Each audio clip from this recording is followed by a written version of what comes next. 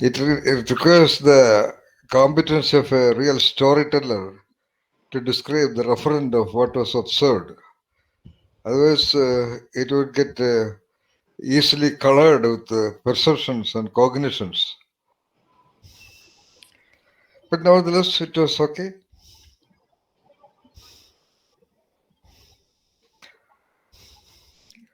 And it is not that easy to report the referent of anything natural.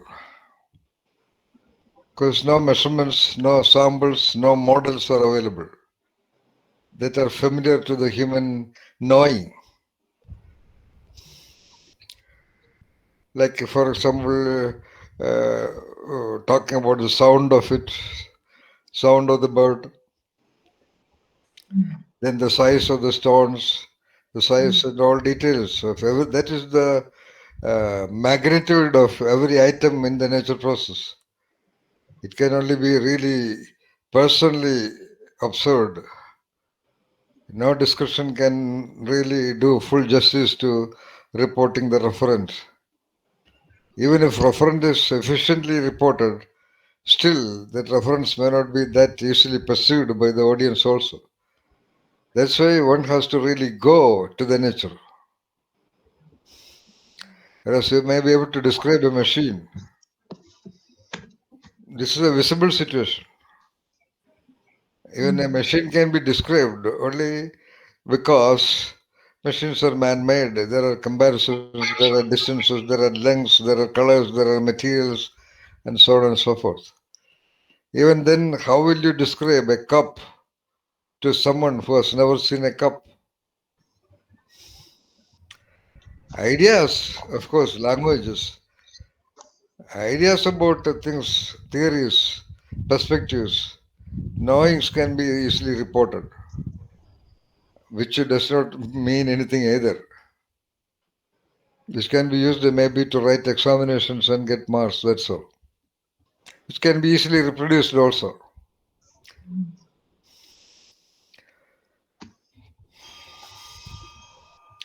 That is why storytelling, for example, this is about a bird and its nest and its surroundings. What about stories? Stories, normal stories, short stories. They are mostly about incidents and events and the ways of relationships of people. Even that, only a very competent so-called creative writer can report or narrate in near completeness. So completeness is almost impossible, but at least to induce some perception in the audience or in the readers. But Nitya did very well. She noticed a lot of details around them. She talked about those, but the audience cannot get a referent perception.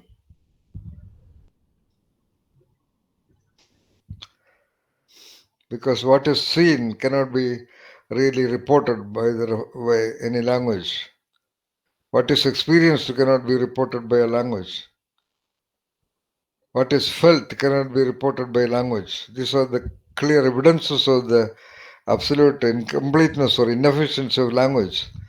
That's okay. Language is expected not to do that kind of things. But whatever she said was comprehended by everyone. All right. Okay. Today I wanted to start a new chapter, new series of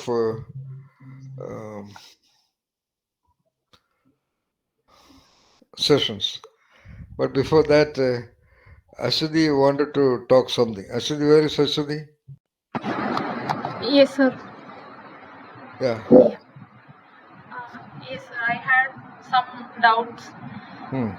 So, the first doubt is in the last session, you had mentioned that the master, he is not a Zen master, he is a master samurai. So, that is why his not scolding the cook when he returns is an evidence that he already knew about the cook's secret doings. But even if he had known about it and if he did not decide to use the spirit of the samurai to kill, isn't that also an evidence of his Zen mind? Yeah, not actually the Zen mind. Zen mind is a totally different dimension. That requires decades of tuning. In which case, we may have to say every even normal people who forgive somebody else have a Zen mind. Not at all. They just by out of habit or by training or by their family culture, they may forgive somebody. For example, in a certain African tribe, they would not punish. They would take even very serious offences very lightly, and so on and so forth. So that's a part of their culture, their family tradition, community tradition, values, etc., trained into children. Okay. When point number two, this master samurai is so elderly, must be definitely above the age of 70. So at that level, even normal people would not feel like retaliating. What advantage, even for you, we can consider. For example, somebody offended you, forget about anything. You feel like talking back. What advantage? Like Jesus said, if someone beats you on one cheek, show the other cheek. Okay, you beat back. What advantage? You got a beat and you had the pain and you had the pain.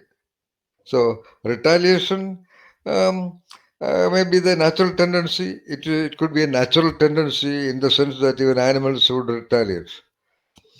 That's okay, but human beings are supposedly above the animal levels, and they should not be ideally retaliating. And there is no logic at all in retaliating.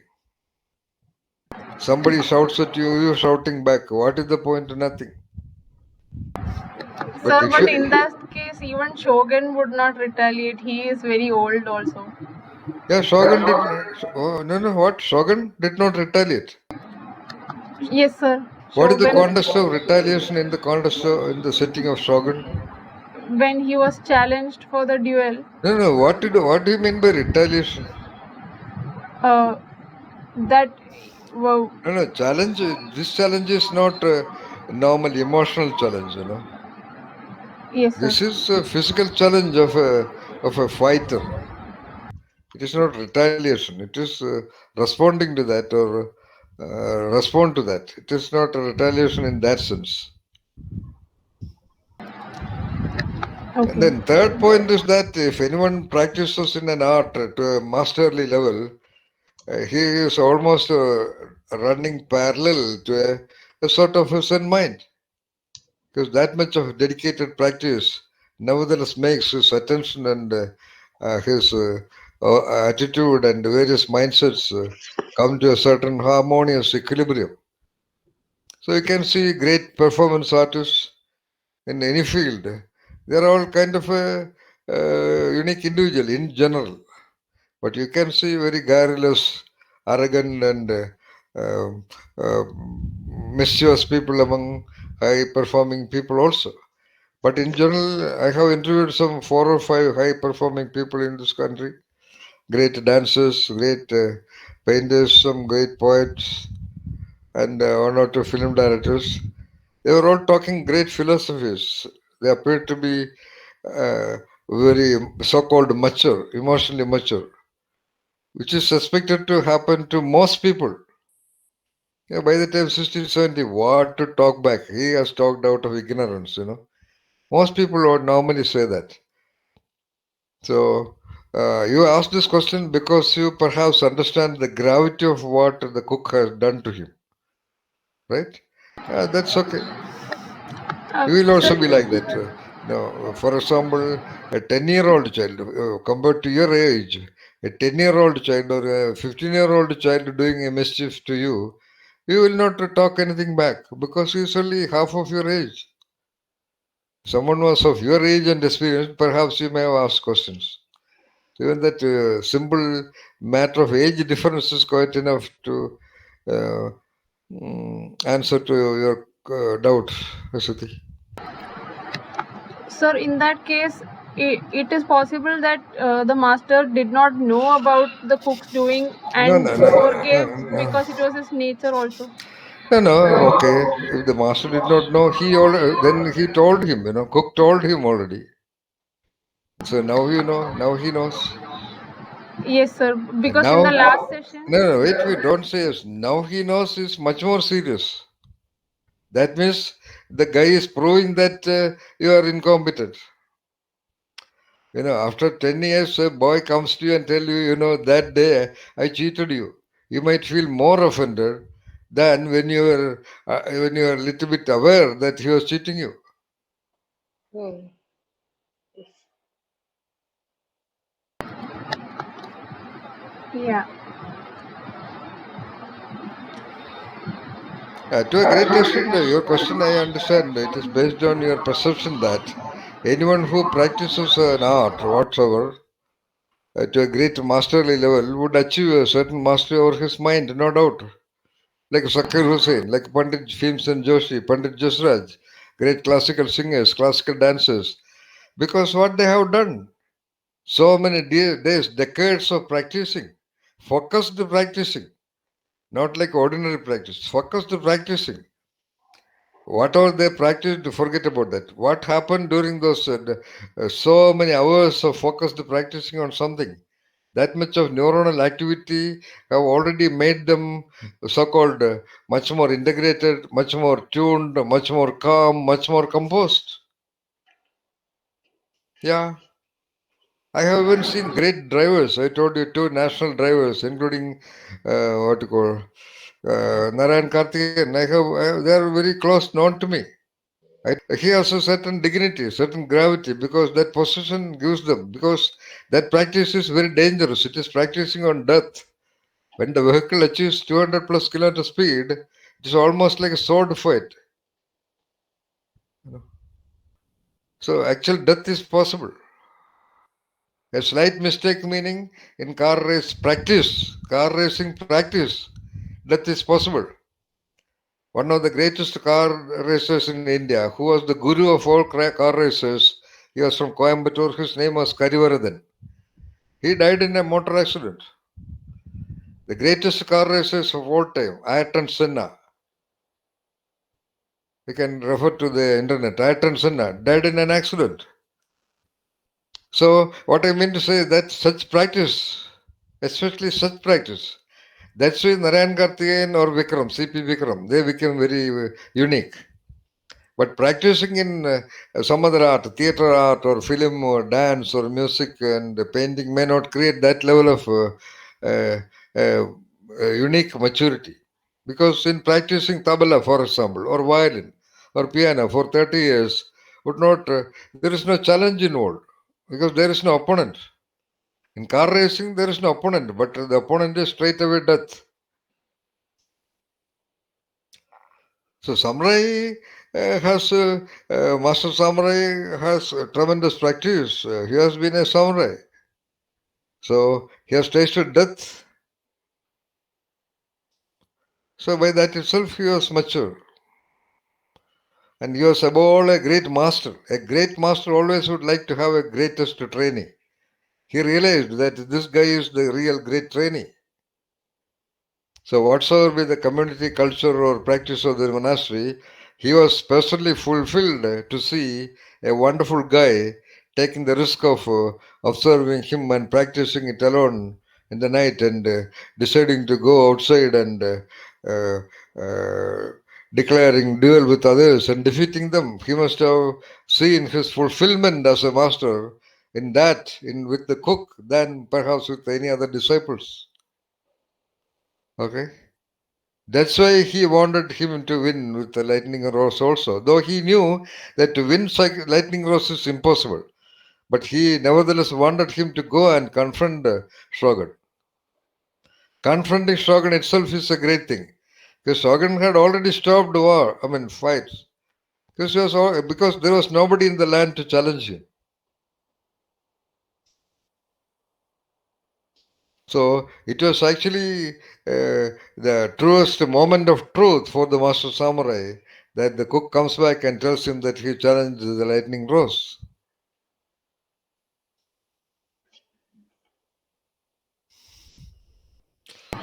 All right. Thank you, sir. Any other questions? Yeah, one more. The in the last session, Naveen ji had made a point that the cook wanted to fight Kyozen, and because he knew that was risky, he came back to the master Hmm. to get his guidance. Hmm. But the parable clearly says that he did not want to fight anymore, and he wanted to join back as a cook only. Okay, I don't know whether it is so clearly mentioned, but that was his conscious need. But nevertheless, in his subconscious, there could be that need. Yeah, that's why he challenged. Yeah, because the No, very act upon that he, returning. the very, That no, is no, after the challenge. yeah, after the challenge, okay, but the aspect that he had the guts to challenge a seemingly senior samurai, that cannot die on the spot. Still, it is lingering in his mind, you know. He might have formally agreed, formally feeling on one side, it is a conflicting mindset. Mind is not like a machine, Ashwini. There can be several parallel programs running. Like that recent case in Kerala state, that Rakhil, that man, publicly agreed very so smoothly, very politely, very in a very cultured manner to the DYSP that he was ready to terminate his affair with that lady doctor. And but at that moment, he was actually taking a decision to kill her. So that's all possible. That's why mind is such a complicated phenomenon. Okay, sir. And even if Here it he, is yeah, okay, mentioned. okay, Sudhi, even if he had decided not to fight, coming back to the monastery, he must have definitely mentioned, because to the master he cannot say that I don't want to fight. He wanted perhaps to go back and join as the what you call the cook, but that is very unlikely that he would be taken back as a cook after having committed all these things. But he went and told all these things, and at that time, we, when one dialogue is mentioned in an affair or in a situation, there are 100 dialogues not mentioned. That is what the sound of the forest. Even with the people, don't stop at the one dialogues or five dialogues. You must ask, what more? As a senior manager, when a colleague comes and reports, Uh, they may say some 10 dialogues. You must ask him what more you want to say about that. Then I am sure more than 90% of the time you'll be surprised that much more significant and crucial clues are talked then only. Most people do not ask the background of many of the dialogues. Most people do not ask what more. They take the 5 sentences or 10 sentences as the ultimate, what you call, theory made by a creative writer. All the words correctly edited, all the points correctly included, and all that. No, nobody talks like that.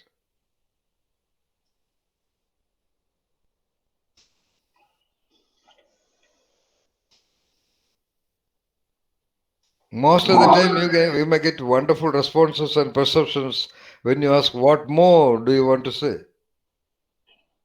Yeah, I have umpteen number of examples in my own life. In fact, I always do that, but still, because the first reporting is only a first reporting. For example, Nitya said was her first reporting. Only a second question posed as which may pose kind of a challenge for the reporter. Then only his attention and reflection and thinking will work more.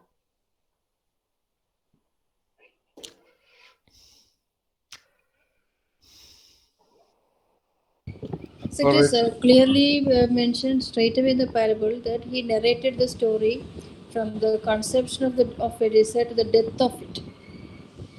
So To even the death then, of yes, it. Yeah, yeah, yes, yes. yes, yes. He narrated, but we do not know what the Shogun replied in for that. That he did. That's all. Then after that, what he would say?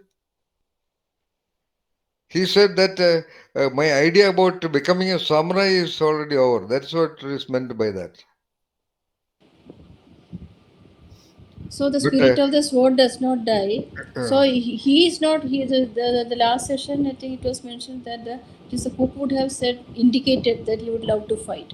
But according to me, I think he said the Kyosan only said, spirit of the sword does not die, and he asked him to fight. That is what the feeling I get. that we can assume, we can project many things there. But Cook cannot say that because Cook has already, because at the time of reporting, Cook is aware that he only had challenged. So he, having practiced the sword for some time, having fought 5, 6 duels, and having taken the final decision to live the life of a samurai, you see, it is a great shift in his own decision about himself. So he must have mentioned, I do not want to fight because I am afraid. He may not have said that, but obviously it is implied there. He must have definitely told that also. He had to say that basically because either he wanted to rejoin the master or he wanted to confess all these things and then go away. He would have gone away. He wanted to compensate for the guilt feeling. Therefore, he went and reported to him. Perhaps after that reporting, he would have gone from there, like Nitya pointed out. Then he would have absconded. But the way he talked to such a samurai, he was not talking to an ordinary guy. Understand that. Even by the look of the master samurai, he would feel that I have to go and fight. For example, your girl or your boy comes and asks you and tells you, I would like to go for a film. You do not say no. But by your look, the boy decides, I don't want to go. Get the point?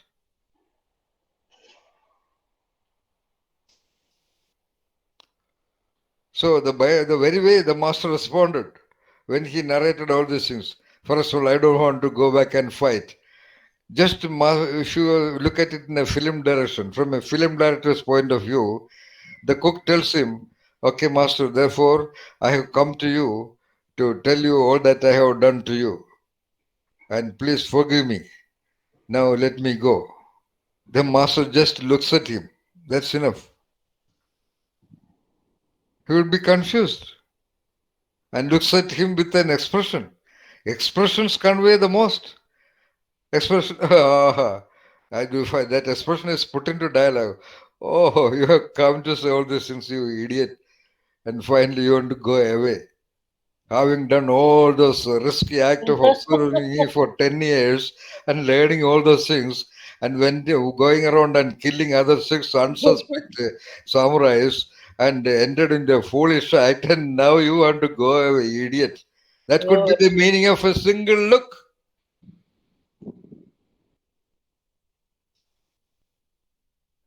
by which he would have said, okay, master, uh, now I am going to face my death by going back to him.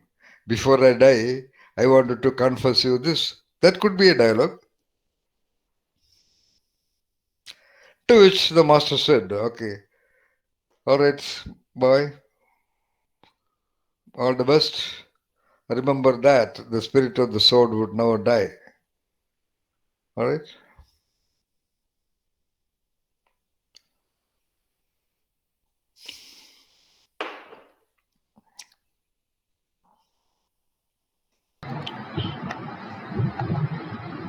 Thank you, sir. All right.